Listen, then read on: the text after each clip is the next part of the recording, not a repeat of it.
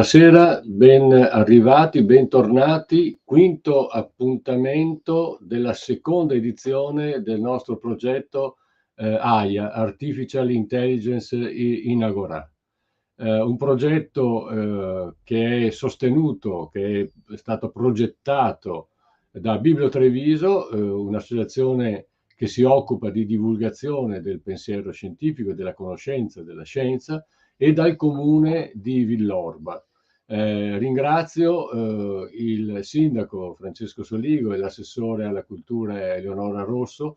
Li ringrazio in modo non formale. Vorrei sottolineare l'importanza che una istituzione pubblica, assieme, in questo caso a un'associazione, affronti un tema di carattere culturale molto importante, molto attuale e molto forte. Non è una cosa che capiti tutti i giorni, questa di vedere una istituzione pubblica che entra protagonista nella vicenda culturale di un momento importante. E dunque grazie ancora al Comune di Villorba e al sindaco e a Eleonora Rosso, assessore.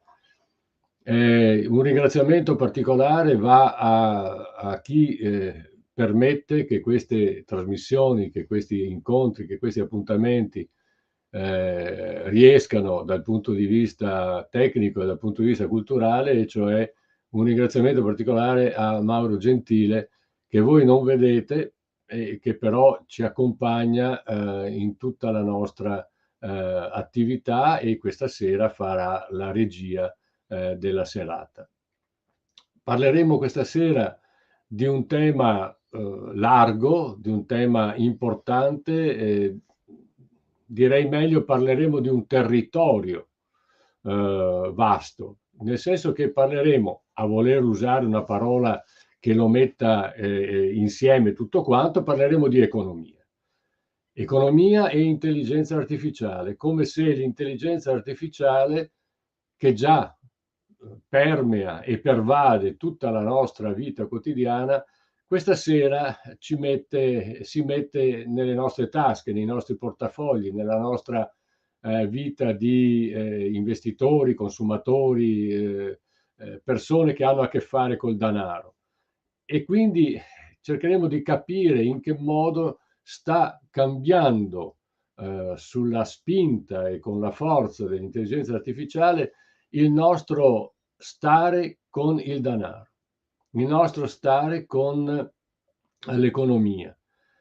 Come siamo arrivati a questo, come siamo arrivati ad avere questo tipo di struttura che poi indagheremo, da dove siamo partiti, e lo faremo con due ospiti graditissimi e importanti che vi presento. Gabriele Pinosa, eccolo qua. Buonasera, dottor Pinosa. Buonasera a voi, agli ascoltatori. Buonasera, ci parla da Milano. Pinosa è un economista e amministratore unico di Gospa Consulting, una società da lui fondata e che si occupa di analisi e consulenza finanziaria indipendente. Di queste cose di economia ne sa, e lo abbiamo interpellato proprio perché ci aiuti a capire da dove partiamo e dove andremo montando sulla bicicletta dell'intelligenza artificiale, dove andremo a finire. Torna con noi, graditissimo ritorno di Luca Sambucci, esperto. Buonasera a tutti. Buonasera Sambucci, grazie di essere qui ancora una volta, era stato con noi anche nella prima edizione. Esperto di intelligenza artificiale, CEO di Singular X Labs, cura due blog che vi invito caldamente a frequentare: Notizie AI e Ecosistema AI. La newsletter di Notizie AI, iscrivetevi, faccio una piccola propaganda perché la seguo con molta soddisfazione. Iscrivetevi, vi porta ogni settimana notizie fresche, aggiornate e certamente non banali sui temi dell'intelligenza artificiale. Con loro parleremo, dicevo, di economia. Segnalo, e sempre a titolo di presentazione, poi sia Pinosa che Sambucci, se vogliono integrare queste poche parole che sto dicendo, lo facciano tranquillamente. Di Pinosa così sottolineerei un testo che ha scritto qualche tempo fa, Investimenti finanziari, che forse può aiutare anche a capire alcune cose che, ripeto, ci stanno capitando e ci capiteranno, e un libro di Luca Sambucci, Intelligenza artificiale e sicurezza, opportunità, rischi e raccomandazioni, che ha, non so se piaccia o no, ha anche il pregio di essere scaricabile in PDF. Io naturalmente me lo sono scaricato e ho cominciato a leggerlo. Insomma, abbiamo due relatori che possono aiutarci molto con le loro competenze. Allora, dottor Pinosa, proviamo a capire qual è lo scenario economico nel quale ci troviamo, da dove siamo partiti e dove stiamo andando. Lo scenario economico contiene parole di uso ormai comune: Bitcoin, valuta digitale e cose di questo genere. Ma da dove viene fuori tutto questo cambiamento radicale, forte della economia nella quale stiamo vivendo oggi e per il domani? Prego. Beh, allora, grazie dell'invito, per me è un piacere essere qui e parlare di questi temi, che in realtà sono temi che vedono di solito una frammentazione. Quindi inizio così, perché c'è qualcuno che ci capisce di economia e non ci capisce di tecnologia, e c'è qualcuno che ci capisce di tecnologia e non ci capisce di economia. Questa è la frammentazione e questa sera dobbiamo cercare, almeno dal mio punto di vista, di mettere insieme questi due aspetti. Allora chiedo alla regia di mandare delle slide, perché io ho preparato qualche slide. Perché? Perché in realtà sono utili per cercare di fare quello che mi veniva chiesto, cioè lo scenario. E per comprendere lo scenario, cioè dove siamo oggi, io dico spesso, facendo delle presentazioni, è fondamentale sapere dove eravamo ieri, esattamente come è fondamentale sapere dove siamo oggi per comprendere dove stiamo andando domani. E allora facciamo un po' di passaggi storici, un po' di divertimento in questa mia presentazione. Chiedo di proseguire con la slide. Perché? Perché questa storia non è che la volevo iniziare, non è che inizia il 22 maggio del 2010, ma ha un suo punto fondamentale. Perché? Perché un ragazzo, un giovane ragazzo emigrato dall'est Europa negli Stati Uniti, in Florida, utilizza per la prima volta Bitcoin per effettuare un pagamento. Mette un post su internet dicendo ragazzi, vorrei 2 pizze, sono disposto però a pagarle solo in Bitcoin. Chi accetta la negoziazione di questa transazione si faccia avanti, mi porti le 2 pizze e io gli trasferirò 10.000 Bitcoin. Era il 22 maggio 2010. La prima transazione al mondo in Bitcoin avviene come in termini di sistema di pagamento per l'acquisto di una merce. Proseguiamo con la slide. I 10.000 Bitcoin della transazione con le quali sono state comprate 2 pizze ai valori dell'11 febbraio corrispondevano a circa 380 milioni di euro. Certo, non è stato un grande affare per quel ragazzo dare 10.000 Bitcoin per 2 pizze, ma non possiamo prendere questa storia e far finta che non sia accaduto. Far finta quindi che tutto quello che, come diceva nella presentazione il dottor Franceschin, tutto quello che sta accadendo ed è accaduto negli ultimi 10 anni non abbia un senso, non abbia un significato. Sarebbe troppo superficiale. Come fa un valore di 2 pizze in poco più di 10 anni a trasformarsi in 380 milioni di euro? E attenzione, qualcuno di voi potrebbe subito fare un'ulteriore riflessione. Bitcoin è fortemente in una condizione di discesa valutativa rispetto ai massimi precedenti. Se avessimo fatto una valutazione assoluta sarebbe un valore molto molto superiore ai 380 milioni di euro. Come è possibile? Questa è la vera domanda. Proseguiamo con la presentazione. Quando nasce Bitcoin? Prima di capire appunto che cos'è, diciamo quando nasce. Nasce in un momento molto particolare, a cavallo tra la fine del 2008 e il 2009. Qui vedete come la storia è fondamentale. Cosa succede tra la fine del 2008 e l'inizio del 2009? Inizia la cosiddetta grande crisi finanziaria. Il 15 settembre 2008 fallisce Lehman Brothers e il 15 settembre 2008 inizia lo sconquasso sul sistema finanziario.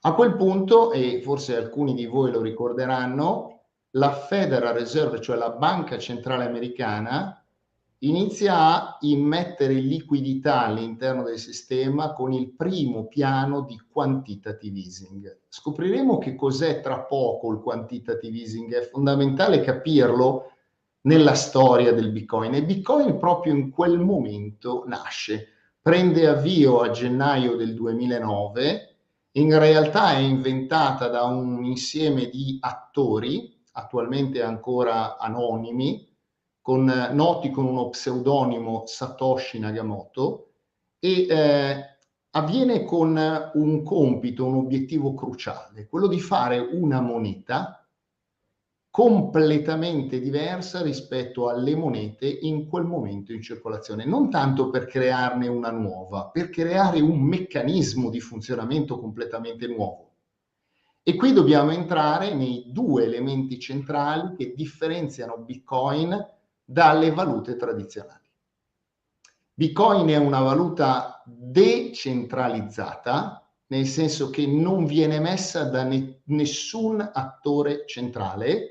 Tra poco scopriremo come viene emessa in maniera decentralizzata. Quando dice attore, Spinosa, quando lei dice attore centrale, si riferisce a uno Stato che batte moneta, che emette monete. In questo mi riferisco a chi in questo momento è deputato ad emettere la moneta, che non è lo Stato, ma è la banca centrale. È la banca centrale. Quindi quando noi abbiamo in mano i nostri euro di carta o li abbiamo sul conto corrente, in realtà chi ha emesso quegli euro? Un attore centrale.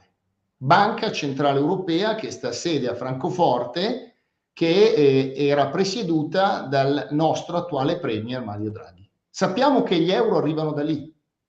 Bitcoin non funziona così, non c'è un attore centrale che lo emette, viene emesso in maniera decentralizzata. Questo è il primo elemento che contraddistingue Bitcoin da tutte le valute che noi utilizziamo tutti i giorni, siano esseri dollari, svizzeri, pounds, quello che volete voi. Il secondo elemento centrale che contraddistingue e identifica Bitcoin rispetto alle nostre valute tradizionali è che Bitcoin ha un quantitativo massimo emettibile. Credo che possiamo passare alla slide successiva per capire le modalità con le quali viene emesso Bitcoin. Come funziona Bitcoin? Le transazioni di Bitcoin. Ecco, in questa slide voi vedete questi nodi di questo concetto che chiamiamo blockchain. Tra poco identifichiamo questo concetto. Che cos'è una blockchain? Ma in primo luogo cerchiamo di capire che cosa sono questi nodi. Questi nodi sono, immaginiamoli per essere più semplice possibile, poi sicuramente il dottor Sambucci ci aiuterà se avessimo dei dubbi, molto più esperto di me perché io non conosco la tecnologia, la osservo e la studio, ma non la conosco bene. Immaginiamo come i nodi di internet. Quindi immaginiamo la nostra rete internet con la quale siamo collegati, tanti nodi di internet. Ecco, immaginiamo un elemento di rete di questa tipologia. Semplicemente che gli attori partecipanti a questi nodi non sono i nodi della rete internet, ma sono i blocchi, cioè i partecipanti ad un insieme di aree che si chiama blockchain. Che cos'è la blockchain? È un registro tecnologico, quindi completamente digitalizzato, non modificabile, che consente di effettuare le transazioni in Bitcoin. Cioè, una volta che un Bitcoin viene emesso, e tra poco scopriremo come viene emesso, l'elemento fondamentale del Bitcoin è dire passa di mano da una mano all'altra. Io lo vendo al dottor Sambucci, che lo vende al dottor Franchin. È evidente che non ci devono essere duplicazioni.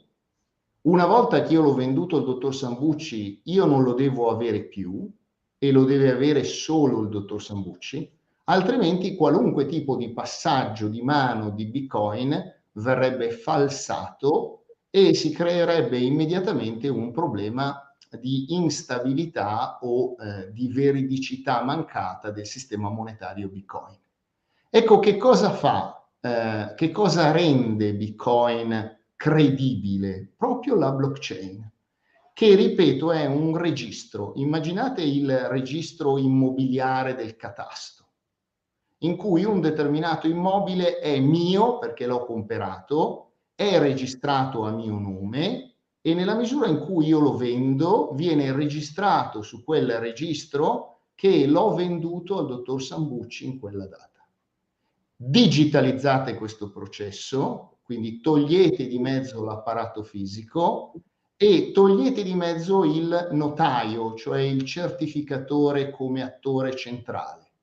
E a quel punto immaginate che questa, chiamiamola attestazione, non venga fatta da un attore centrale, il notaio, o chi per lui o chi per esso, ma venga fatto dagli altri attori che partecipano alla rete stessa, cioè agli attori della blockchain. Sono gli altri attori che in maniera, chiamiamola, democratica, attestano la veridicità della mia transazione. Tra poco scopriremo perché lo fanno, procediamo pure con le slide. Lo fanno perché ricevono un premio. E qual è il premio? La creazione di nuovi Bitcoin. Cioè, come si creano i Bitcoin? Attraverso un'attività che si chiama mining e che tra l'altro necessita di computer, schede grafiche, energia elettrica, raffreddamento perché voi vedete in questa immagine dove sono collegati questi server enormi, queste schede grafiche, quindi necessita di investimenti, necessita di energia, ma riceve un premio. I nuovi Bitcoin che vengono emessi tutti i giorni vengono dati come premio a coloro i quali riescono per primi a validare le transazioni di Bitcoin. Quindi alla domanda che voi vi state ponendo, sono stati già emessi tutti i Bitcoin? La risposta è no. In ogni momento vengono emessi nuovi Bitcoin, ma ad una condizione tecnologicamente strutturata: potranno essere emessi solamente fino a 21 milioni di Bitcoin. Cioè la quantità massima di Bitcoin emettibile non è illimitata, ma è limitata. Questo è un elemento fondamentale che non c'entra o c'entra poco relativamente con la tecnologia, certamente ha un elemento fondamentale di natura tecnologica, ma c'entra molto invece, come scopriremo tra poco, con l'elemento monetario. Ora, probabilmente l'elemento cruciale quindi per la creazione di Bitcoin è la tecnologia, è l'energia. Ma procediamo perché in questo passaggio fondamentale, andiamo pure avanti perché qui ci torneremo magari più tardi con le domande. In questo passaggio fondamentale nella nostra storia torniamo indietro. Torniamo indietro nella storia della moneta a un momento fondamentale. Il momento in cui nel 1944, nel luglio, dopo aver vinto la guerra, o stare per vincere la guerra perché la guerra non era ancora finita, era appena venuto lo sbarco in Normandia nel giugno del 1944. Nel luglio del 1944 gli Stati Uniti, che sono i veri vincitori della Seconda Guerra Mondiale, mettono al tavolino tutte le altre potenze del mondo perché vogliono vincere la pace.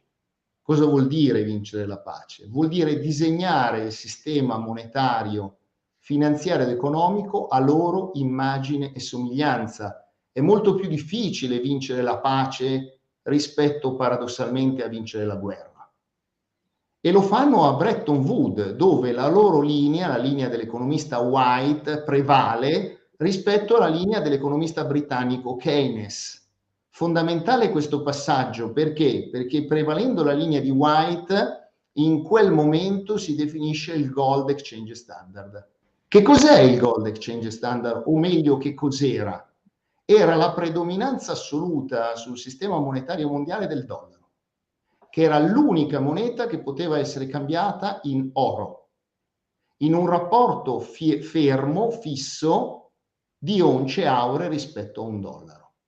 Questo chiaramente metteva il dollaro in una condizione di supremazia che da quel momento è rimasta.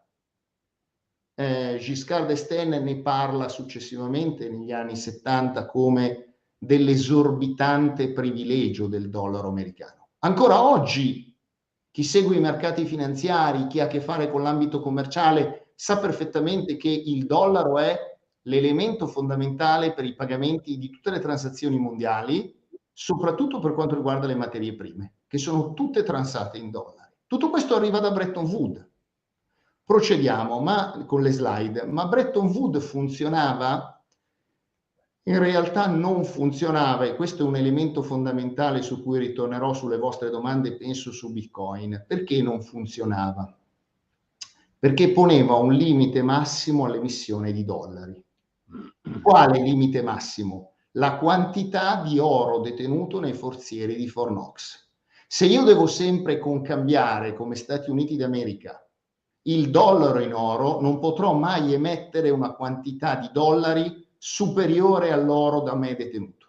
Automaticamente il Gold Exchange Standard quindi poneva una quantità massima, un cap di dollari emettibili.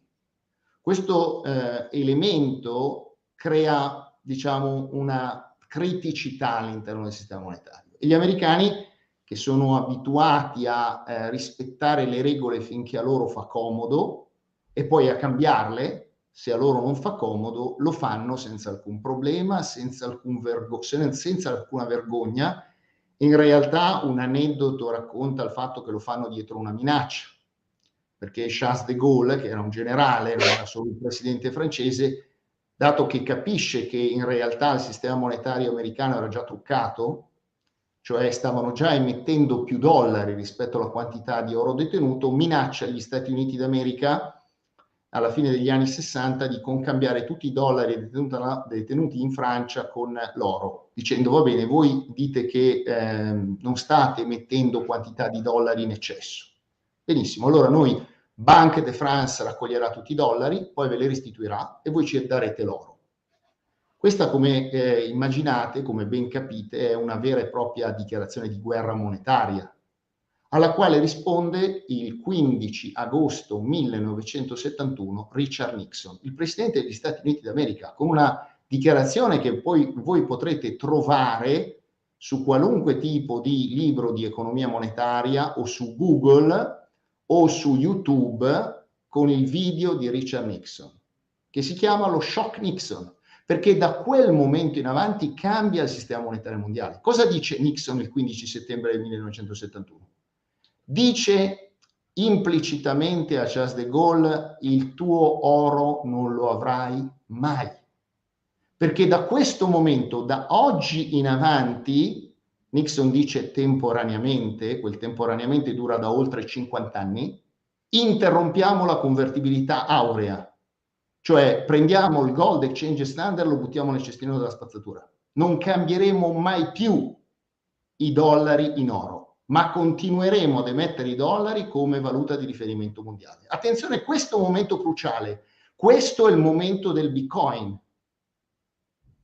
Perché? Perché dal 15 agosto 1971 si possono emettere fiat moneta, moneta fiat, moneta con la parola, in maniera illimitata, infinita. Non c'è un limite quantitativo massimo, tant'è vero che le banche centrali, ve lo ricordo, dal dicembre 2008 in avanti la Federal Reserve, come vi ho anticipato in precedenza, hanno iniziato che cosa? Dei piani di quantitative easing. Cosa sono i quantitative easing che attualmente stanno ancora andando avanti e su cui c'è una ferrea e accesa discussione sulla loro chiusura? Sono creazione di moneta illimitata dal nulla che viene poi gettata all'interno del sistema finanziario e monetario mondiale.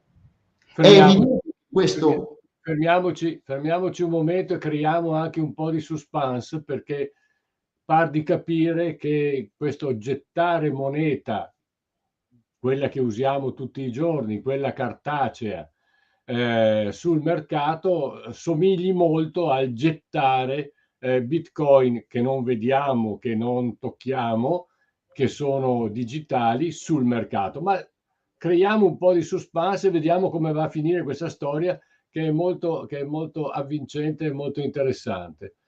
Luca Sambucci, allora, monete digitali, però d'accordo, c'è una domanda che sicuramente verrà fatta dai nostri ascoltatori.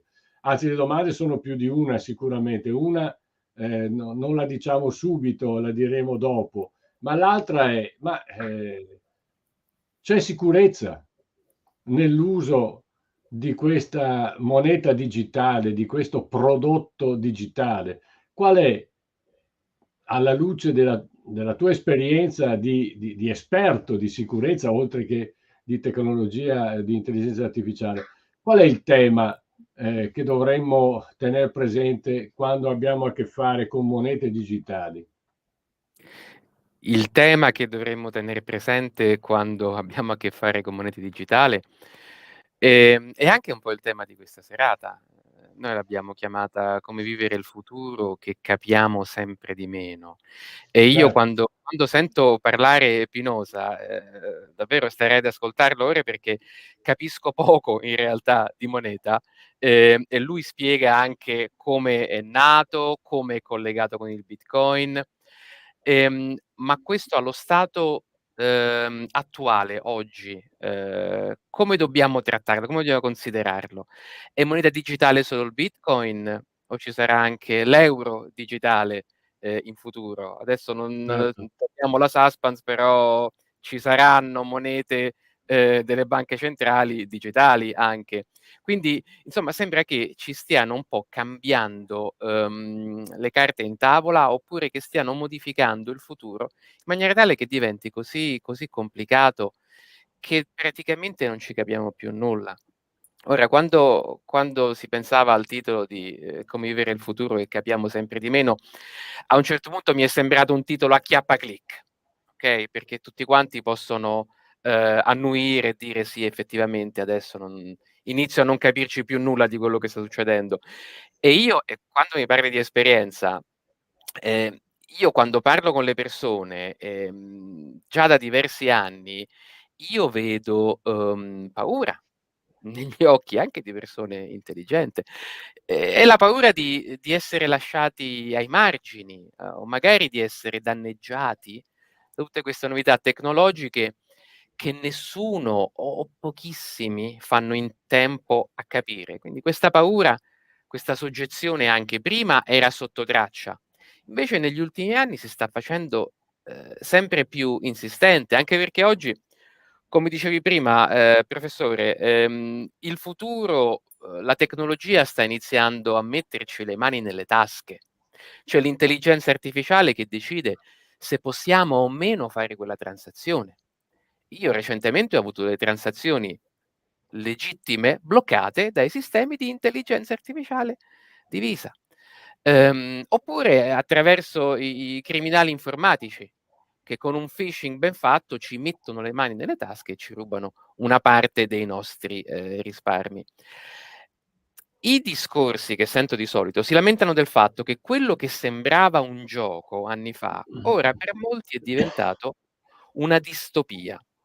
I discorsi che sento di solito sono del tipo: prima eravate solo voi smanettoni che giocavate con queste tecnologie. E in effetti le persone che stavano appresso ai computer, insomma, erano un po' strani, eravamo una minoranza un po' stramba, diciamo così. Ora mi dicono: ci si volta, non solo siete sempre di più, ma le vostre stramberie informatiche entrano nel mio mondo, nel mondo reale. Prima, mi dicono: ci parlavi di acronimi strani e noi ridevamo perché tu avevi il tuo mondo digitale, ipertecnologico, e noi avevamo il nostro mondo normale.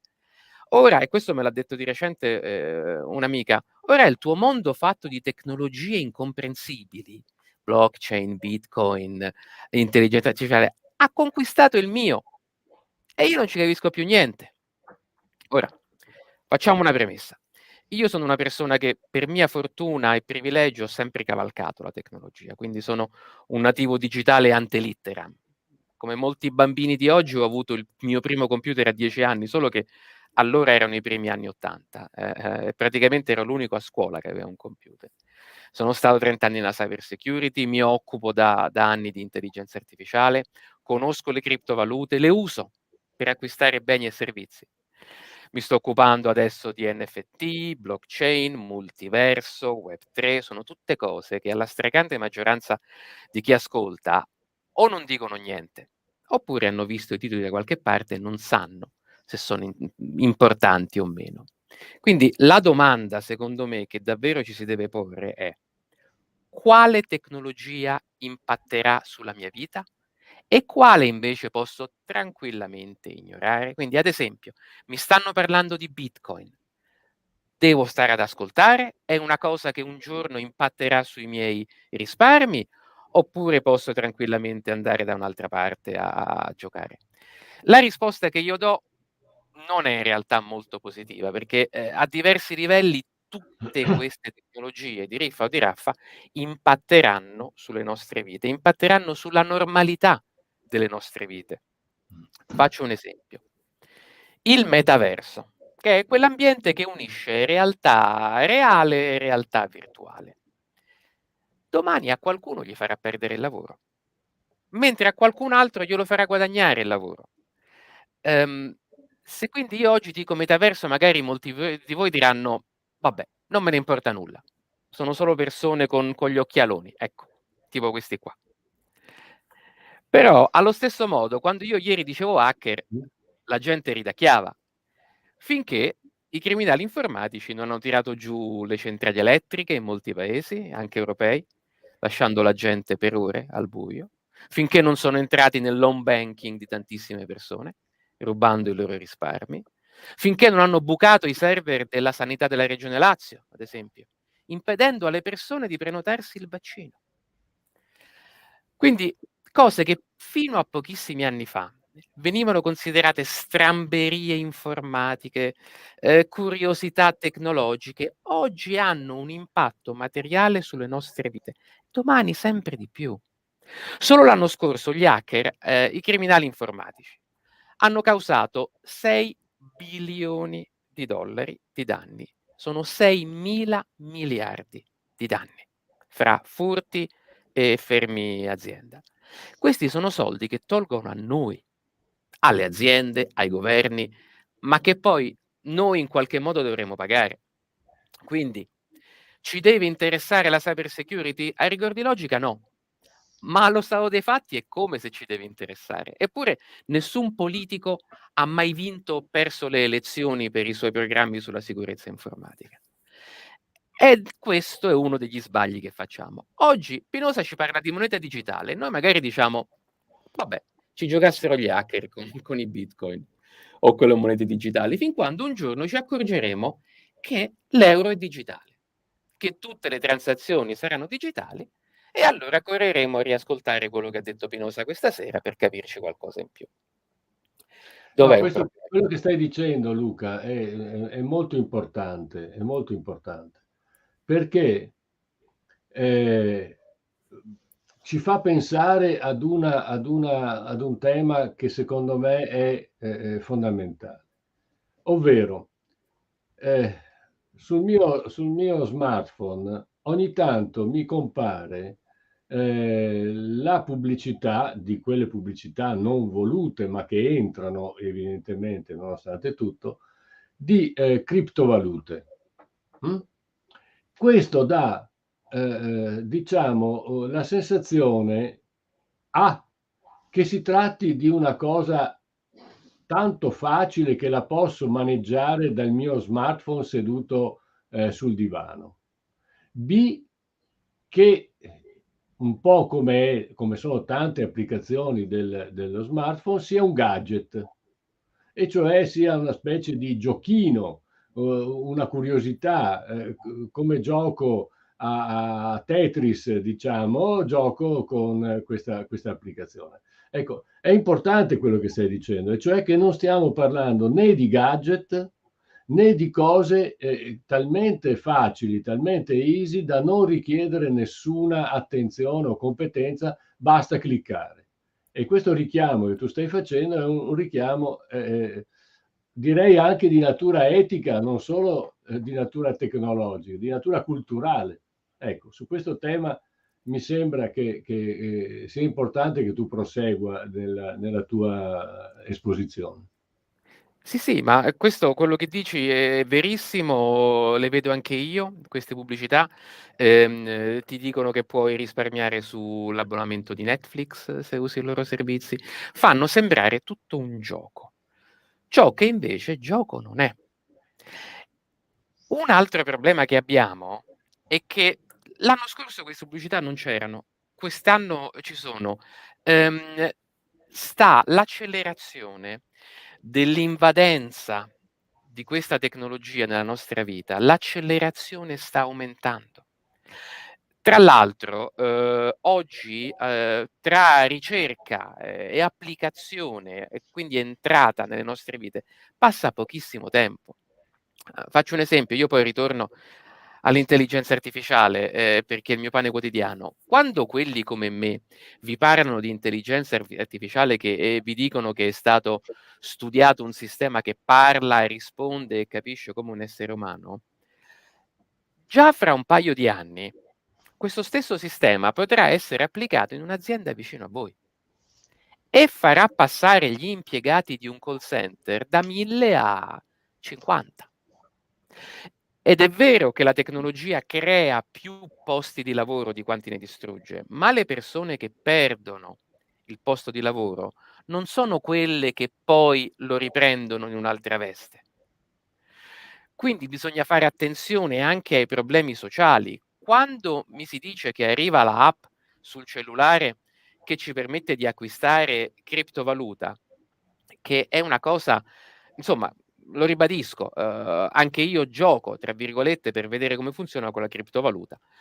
Però se qualcuno, anche attratto dalle percentuali alte, che se è diciamo la stessa app ho capito, sono percentuali di guadagno, metti i tuoi soldi, guadagni il 6%, eccetera. Poi la gente davvero inizia a metterci i 1000, i 2000 €, anche i 10.000 € e poi fa un qualche errore e poi li perde. Uno degli argomenti che vorrei trattare oggi, che vorrei dire insomma a chi ci ascolta, perché poi alla fine, ovviamente uno dice: "Okay, ci stai presentando un sacco di problemi e allora cosa dobbiamo fare?"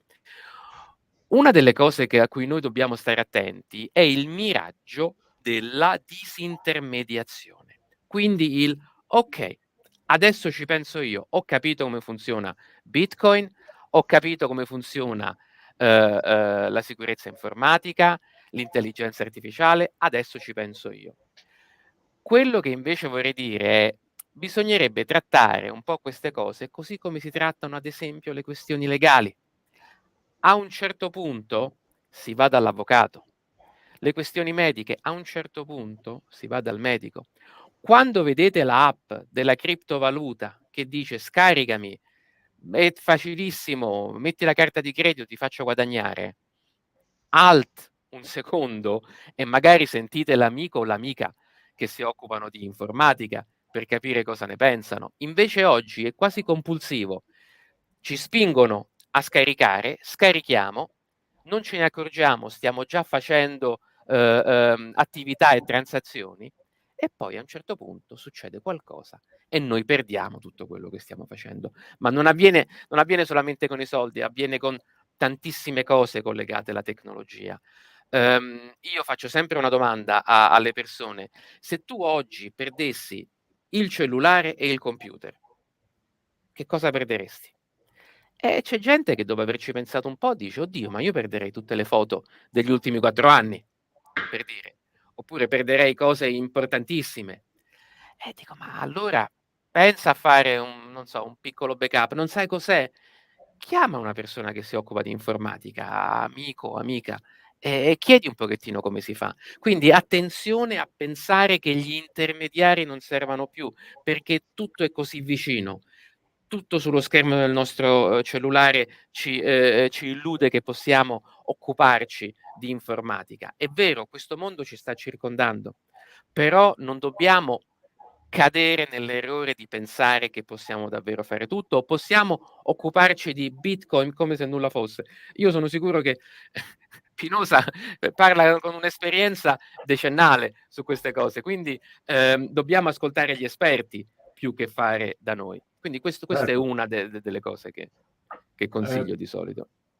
Ti ringrazio. Proviamo a invertire il ragionamento. Dunque, stiamo attenti, dice Luca, alla disintermediazione, stiamo attenti a questa sorta di, i greci la chiamavano ibris, no? Una sorta di tracotanza, riesco a fare tutto quanto, cioè, ho tutto in mano, eccetera, eccetera. E questo, Sambucci ce ne parlava riguardo alla moneta virtuale, Bitcoin e così via. Ma la moneta di carta, quella che abbiamo nel nostro portafoglio ancora per un po', è altrettanto sicura e, come dire, non è che anche lì c'è un po' di disintermediazione. Usiamo cose che non sono nostre poi alla fine, anche se le abbiamo in tasca. Pinoza. Ma allora io potendo chiuderei la mia presentazione perché alcune delle domande che ci stiamo ponendo automaticamente me ne diamo la risposta, ma Certo. se fosse possibile. Ma per rispondere alla domanda, intanto che naturalmente andiamo avanti con questi pochi minuti della presentazione, dico c'è una differenza fondamentale tra le monete che abbiamo nelle mani, anche gli euro e Bitcoin, ed è quella che ritorna nella storia al 15 agosto 1971. Al di là della digitalizzazione, che è un processo che, come diceva il dottor Sambucci, coinvolge anche le monete tradizionali, l'elemento fondamentale che sta alla base di Bitcoin, che lo contraddistingue, oltre al suo processo di decentralizzazione, è il fatto che abbia una quantità limitata. Cioè, se la maggior parte di noi si ferma e pensa che gli euro che ha in tasca o che ha sul conto corrente vengono creati dal nulla durante la notte dalla Banca Centrale Europea, o se ha dollari dalla Federal Reserve, forse qualche domanda sul valore ultimo del dollaro o dell'euro se la porrà. Perché se io creassi una quantità infinita di queste cravatte, ad un certo punto, secondo il rapporto economico semplice della domanda e dell'offerta, questa cravatta non varrebbe nulla.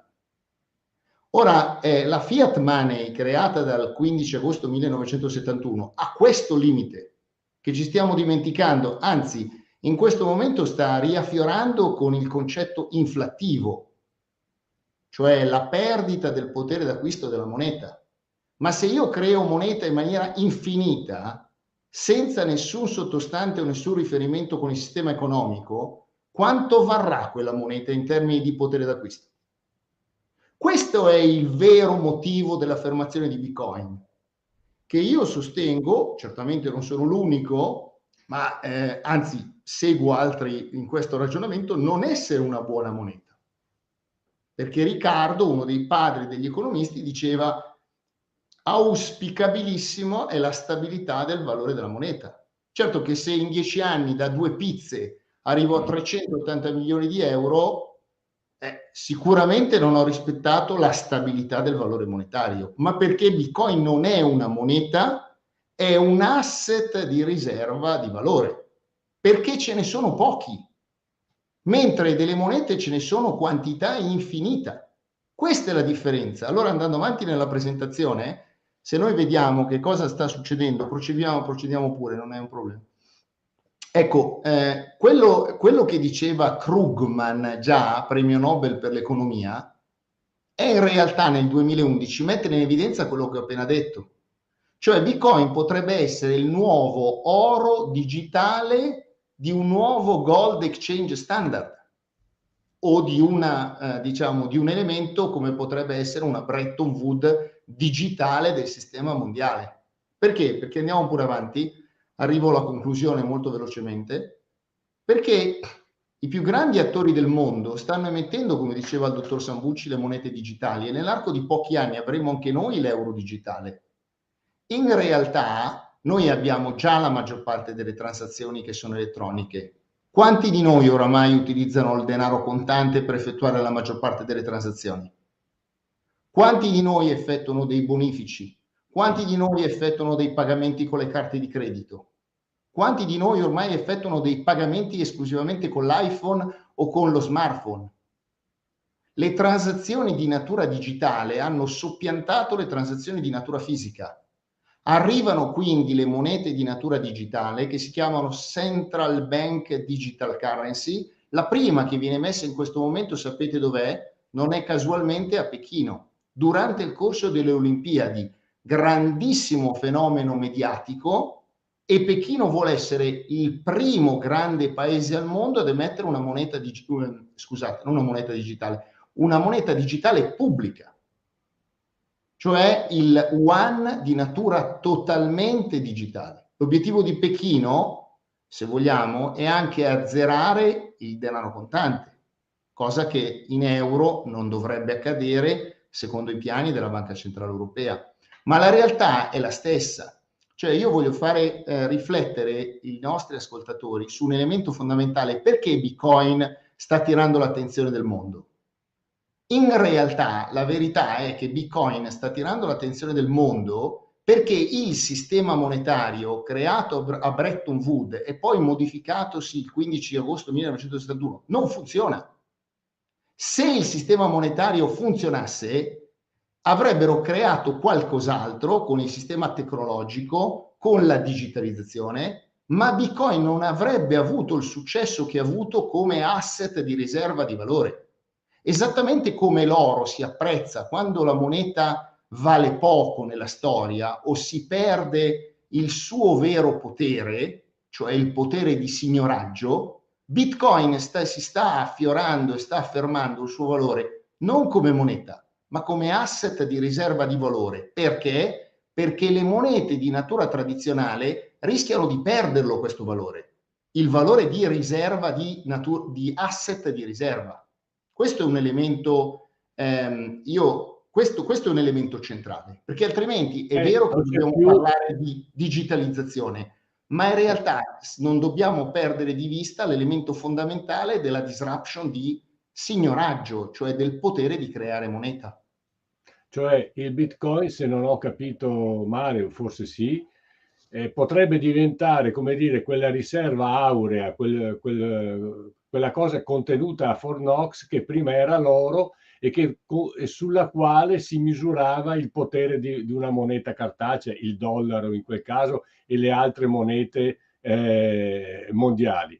Quindi avremo una base, un asset, no?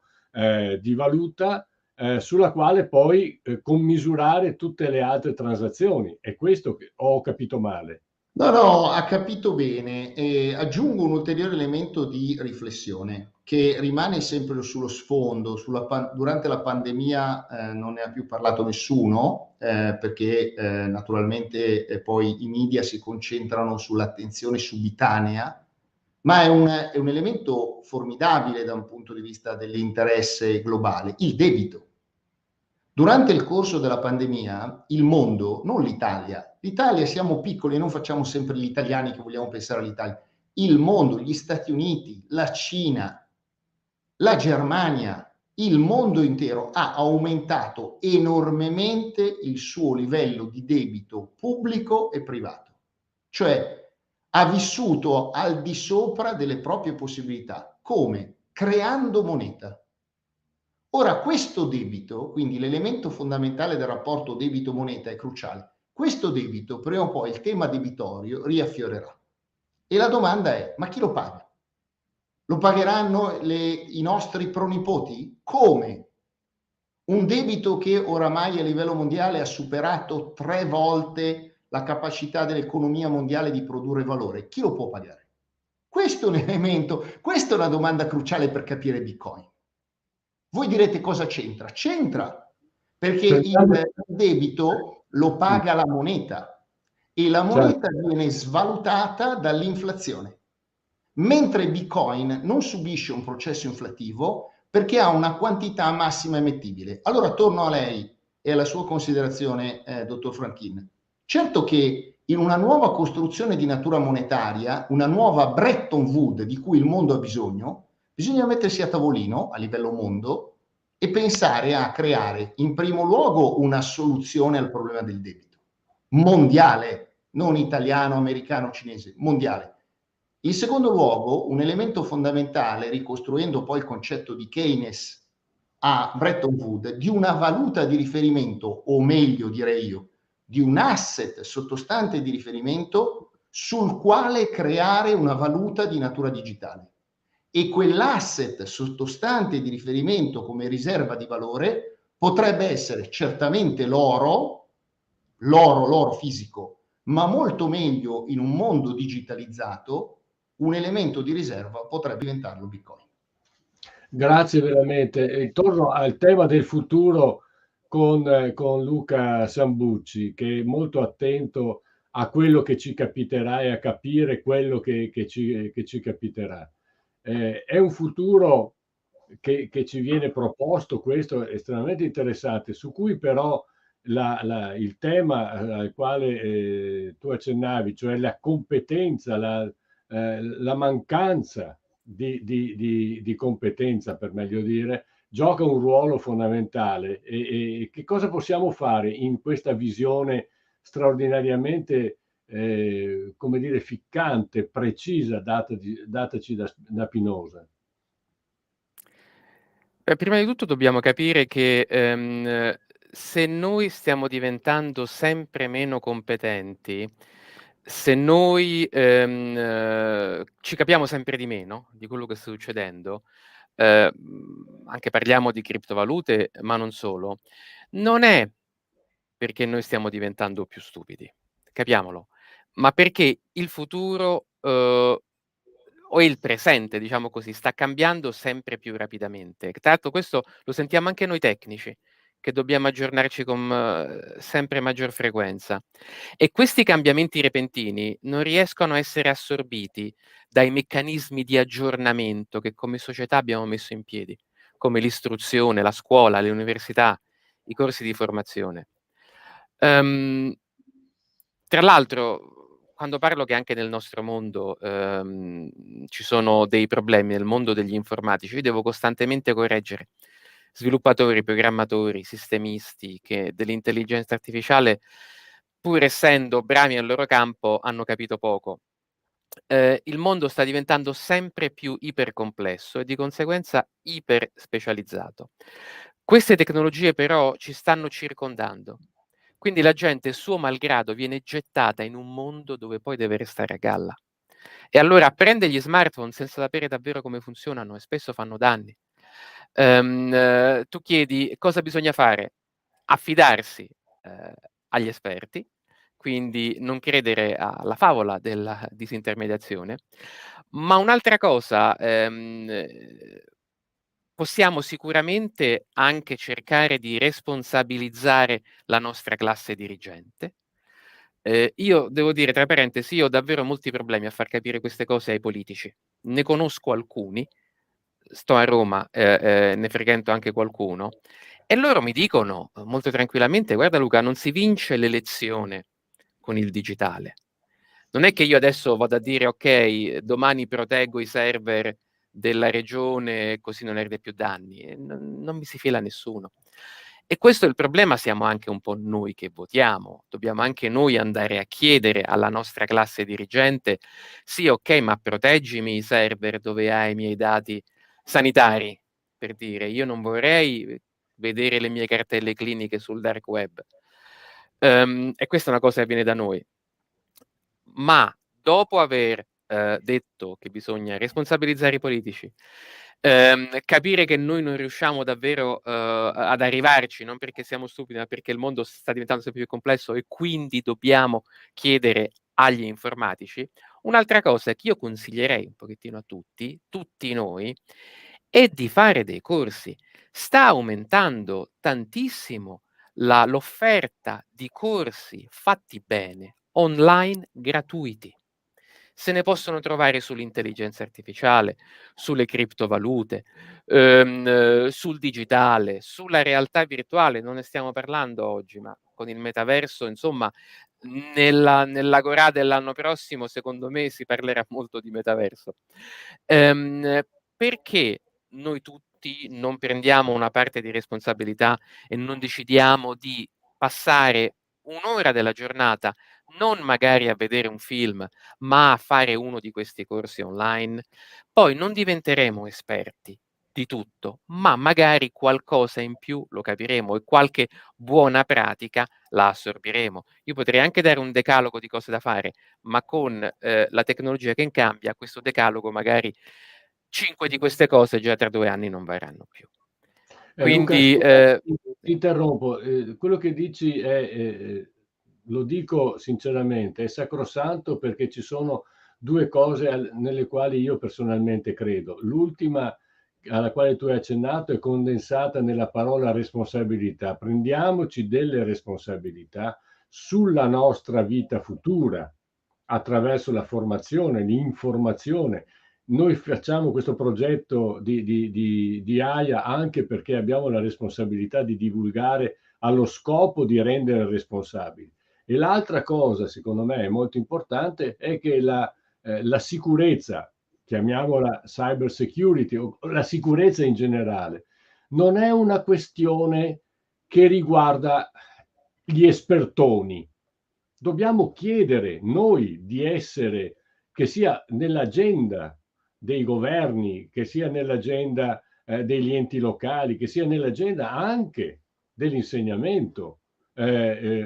Parlateci di sicurezza, trattate il tema della sicurezza, investite in sicurezza. Questo secondo me è una questione estremamente interessante che meriterebbe un'ulteriore giornata di approfondimento. Abbiamo parecchie domande, se avete pazienza io le farei scorrere perché è giusto che cerchiamo di rispondere. Allora, Matteo Martini chiede a Pinosa: perché la Cina, che era una fra le nazioni con scambi di Bitcoin più elevata al mondo, ha bandito le criptovalute ma ha accettato i token non fungibili NFT, no? I singoli paesi si stanno attrezzando per controllare la libertà del blockchain sognato da ogni utente e l'Italia sta a guardare? Caspita, non è una, cioè voglio dire, è un'enciclopedia più che una domanda. Pinosa. Ma io amo, apprezzo le domande quando diciamo vanno a cogliere nel segno, e questa coglie nel segno. Quindi io ringrazio Matteo Martini perché mi dà l'occasione di parlare di una cosa fondamentale. La moneta è sovranità e fiducia. La Cina lo ha capito perché non è un sistema democratico, è una dittatura, è un sistema autocratico. Come fai a lasciare la moneta decentralizzata all'interno del tuo sistema, che è un sistema autocratico totalmente centralizzato? La Cina è nemica di Bitcoin, è la prima nemica di Bitcoin. Non è casuale che è la prima che emette una central bank digital currency e, come vi ho anticipato, l'obiettivo finale della Cina è togliere il denaro contante. Perché attraverso una central bank digital currency il sistema cinese sarà in grado di tracciare tutte le transazioni finanziarie di tutti i cittadini. Quindi, avendo poi il controllo anche sui social, il sistema cinese diventerà, tanto per essere chiaro, anzi lo è già in realtà con la Central Bank Digital Currency, un enorme, grande fratello di controllo totale dei dati di tutti i cittadini. Esiste già un sistema che si chiama credito sociale in Cina, forse alcuni di voi lo sanno, e funziona in maniera molto semplice. Quando arrivi a 18 anni ti vengono attribuiti 1000 punti sociali. Se ti comporti bene, questi punti aumentano. Se ti comporti male, questi punti diminuiscono. Cosa vuol dire ti comporti male? Che prendi la multa, che passi col rosso, che fai un furto, che ti droghi, che rispondi male alle autorità. Se il tuo credito sociale scende sotto un certo livello, tu perdi i tuoi diritti sociali. Non hai più diritto al passaporto, non puoi più viaggiare, non puoi più accedere ai servizi pubblici, non puoi più accedere ai servizi pubblici. Attenzione, perché quello che diceva il dottor Sambucci, in Cina in realtà esiste già.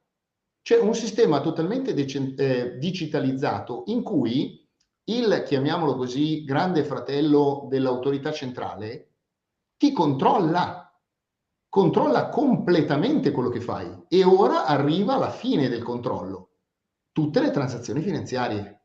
Questo è il motivo per cui la Cina è nemica di Bitcoin, questo è il motivo per cui la Cina toglie o vuole togliere il denaro contante. E l'Italia sta a guardare, chiede Martini, Pinosa, Matteo Martini, che è un nostro grande ascoltatore e che ringrazio sempre per l'attenzione e l'intelligenza delle domande. L'Italia sta a guardare? Cosa facciamo? L'Italia non ha, prima di tutto, fortunatamente per noi, non è un sistema autocratico, quindi non è una dittatura. In aggiunta, non ha il potere di signoraggio. Quindi abbiamo, entrando nell'euro, deputato il potere di signoraggio alla Banca Centrale Europea. Quindi facciamo parte di un sistema monetario, ma non abbiamo il potere monetario.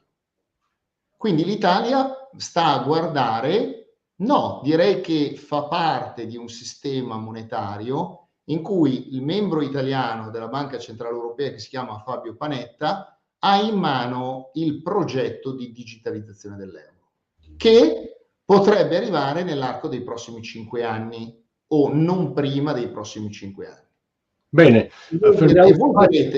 fermiamoci qua un attimo. Pinosa, c'è una domanda per Sambucci.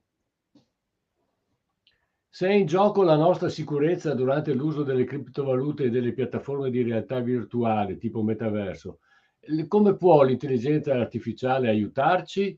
Domanda giusta Allora, per Sambucci. la nostra sicurezza è in gioco anche durante l'utilizzo delle valute normali, anche per un acquisto con carta di credito. Ecco. Per quanto riguarda la transazione, l'intelligenza artificiale ci aiuta bloccando le transazioni oppure richiedendo conferme aggiuntive quando vede che c'è qualcosa di strano, che qualcosa che non gli torna, diciamo.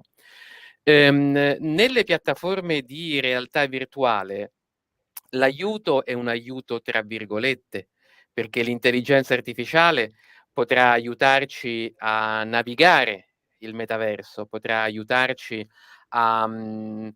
a giocare magari meglio, potrà aiutarci ad avere meno problemi, ma semplicemente per il motivo di farci restare più a lungo là dentro. Il concetto dell'intelligenza artificiale purtroppo è che l'AI viene comunque messa in piedi dalle aziende e noi siamo gli utilizzatori delle AI. Mentre quando io prendo una criptovaluta, io la sto usando, quindi io decido di mandare Ethereum o Bitcoin o Ripple a Pinosa. L'intelligenza artificiale non siamo noi che la usiamo davvero, ma siamo più gli utilizzatori finali, gli utilizzati. È l'intelligenza artificiale che viene usata su di noi, per noi, ma non siamo noi che ci mettiamo a usare l'intelligenza artificiale, di solito. Quindi ecco che nelle transazioni finanziarie L'intelligenza artificiale sta su un server, guarda la nostra transazione e decide se bloccarla o meno. Nel metaverso l'intelligenza artificiale sta sempre su un server e decide se noi facciamo una domanda a un personaggio del metaverso, decide come risponderci. Oppure quando noi cambiamo stanza da un metaverso all'altro, decide l'intelligenza artificiale in quale stanza farci andare, a seconda anche di quante persone sono presenti in quale stanza e anche dal tipo di interazione che hanno quelle persone. Un giorno, quando noi saremo più tempo nel metaverso, sarà l'intelligenza artificiale che ci farà incontrare le persone nel metaverso. Già oggi, perché ho fatto vedere gli occhialoni prima? Perché noi con l'azienda ogni 2 mesi facciamo una riunione aziendale nel metaverso. E quindi a volte avviene che andiamo un pochettino in giro tutti insieme per vedere che c'è e veniamo sparpagliati in stanze diverse dall'intelligenza artificiale. Perché? Perché l'AI ha deciso che quella stanza era meglio per quella persona e quell'altra è meglio per quell'altra persona.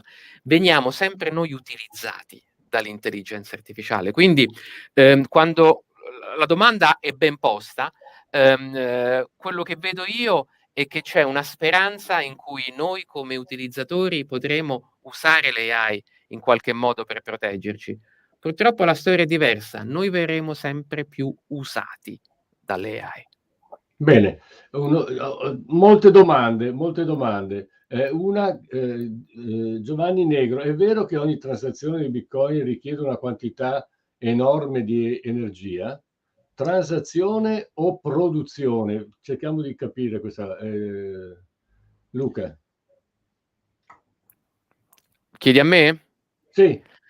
Sì, dunque, in realtà sì, richiede energia. Io intendo il Bitcoin per me è una trasformazione dell'energia in valore. Quindi io ho tutta una filosofia sul Bitcoin che vabbè oggi diciamo tralascio in gran parte, ma secondo me grazie al Bitcoin che consuma energia praticamente non ci sono sprechi. Bisogna anche dire un'altra cosa.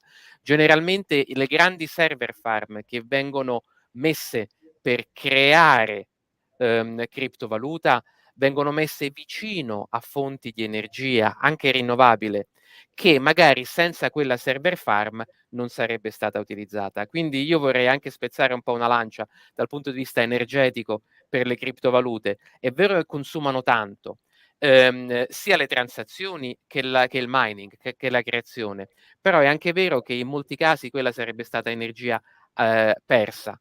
Quindi non è che Comunque non utilizzata, non utilizzata. non utilizzata. Un'altra Quindi domanda, un'altra domanda, andiamo avanti. Pierluigi Gatti, allora dovremmo acquistare i Bitcoin come bene rifugio? Sento che Pinosa ha la risposta. Ma la risposta è molto semplice. In questo, all'interno del funzionamento di questo sistema monetario, la risposta è sì. Faccio una domanda da uomo della strada perché me la fanno sempre e ho detto farò rispondere dagli esperti.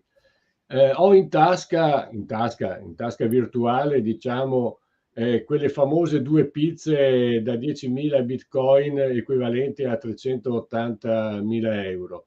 Li posso trasformare Milioni. Prego? 380 milioni di euro. 180 milioni di euro, scusa. Li posso ancora trasformare in euro? Sì, sì, certo che li posso trasformare in euro. E dove vado a trasformarli in euro?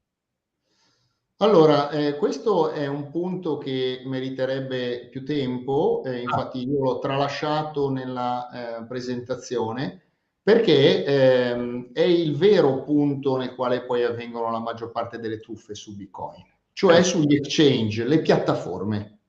Cioè la regolamentazione a livello mondiale degli exchange, le piattaforme, è mancata a livello fondamentale ed è il motivo per il quale il sistema spesso Bitcoin o delle criptovalute viene additato come un sistema truffaldino.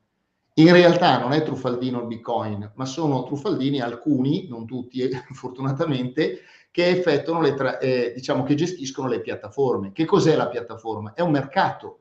Come la borsa italiana, che cos'è? È un mercato, è un luogo tecnologico di incontro tra la domanda e l'offerta. In questo caso sulle piattaforme, cioè i cosiddetti exchange, si incontra la domanda e l'offerta sia delle cryptocurrency con le valute tradizionali, sia delle cryptocurrency con altre cryptocurrency. Quindi uno che vuole vendere Bitcoin e vuole comprare Ethereum, sto facendo degli esempi naturalmente. Ecco, che cosa accade se chi ha le chiavi, detto in poche parole, chi ha le chiavi dell'exchange, cioè della piattaforma, una volta che ha raccolto i Bitcoin, anziché effettuarne la transazione in maniera corretta, li prende e li ruba, cioè li trafuga, lì avvengono tipicamente le truffe su Bitcoin. C'è da dire che questo è un sistema ancora diciamo, agli albori e tutta una serie di piattaforme stanno diventando sempre più strutturate, sempre più trasparenti. Addirittura una delle piattaforme, se non la piattaforma più importante al mondo, che è Coinbase, è andata in quotazione sul Nasdaq, quindi è una società enorme che è quotata all'interno della borsa valori di New York.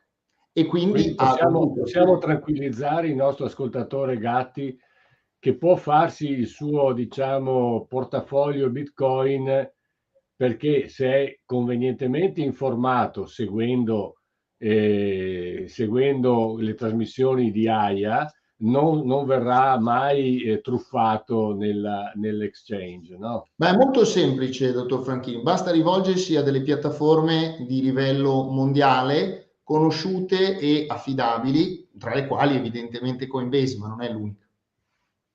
Bene, ci sono altre domande? Bene. Dunque, io vi ringrazio anche i nostri ascoltatori che sono stati numerosissimi, li abbiamo visti in visualizzazione. Abbiamo avuto a che fare con temi davvero fondamentali. Vi ringrazio perché li avete affrontati, espressi e spiegati ai nostri ascoltatori in modo estremamente chiaro e eccezionale.